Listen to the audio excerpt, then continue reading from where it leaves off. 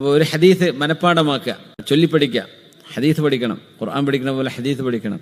കലിമത്താനി ഖഫീഫത്താനി അലൽ ലിസാൻ ثقيلتان في الميزان حبيبتان إلى الرحمن سبحان الله وبحمده سبحان الله العظيم. എന്തെന്നല്ലേ America correct അല്ലേ?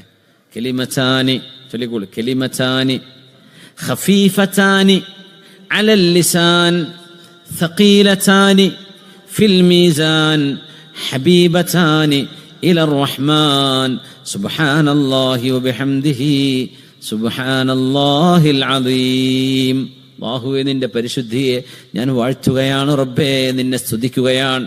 നിന്റെ പരിശുദ്ധിയെ ഞാൻ വാഴ്ത്തുന്നു റബ്ബേ, നീ മഹോന്നതനാണ്, നീ ഏറ്റവും വലിയ മഹാനാണ്. അതാണ് ആ വാക്കിൻ്റെ അർത്ഥം.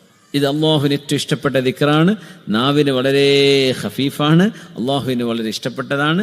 നാളെ മീസാനിൽ നല്ല കനം തൂങ്ങുന്ന അമലാണ്. അള്ളാഹുവിൻ്റെ റഹ്മത്ത് നോക്കി, വലിയ ഭാരമുള്ള അമലാണ്, പക്ഷെ നാവിന് എത്ര എളുപ്പം.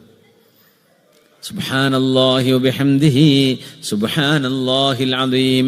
കലിമതാനി ഖഫീഫതാനി അലൽ ലിസാൻ ثقيلتان في الميزان حبيبتان إلى الرحمن സുബ്ഹാനല്ലാഹി വബിഹംദിഹി സുബ്ഹാനല്ലാഹിൽ അദീം. ഇമാം ബുഖാരി തങ്ങൾ ഹദീസിന്റെ കിതാബ് അവസാനിക്കുമ്പോൾ അള്ളാഹുവിൻ്റെ അടുത്ത് വലിയ കൂലിയുള്ള ഒരു അമലും പറഞ്ഞിട്ട് അവസാനിപ്പിക്കുകയാണ്. അള്ളാഹുവിന് ഇഷ്ടപ്പെട്ട 2 അമലുകളെ പരിചയപ്പെടുത്തിയിട്ടാണ് ആ കിതാബ് അവസാനിക്കുന്നത്. സുബ്ഹാനല്ലാഹ്. ബുഖാരി ഇമാം തുടങ്ങുന്നത് ഇന്നമൽ അഅ്മാലു ബിന്നിയാത്ത്, അമലുകൾ സ്വീകരിക്കുന്ന നിയ്യത്ത് കൊണ്ടാണ്.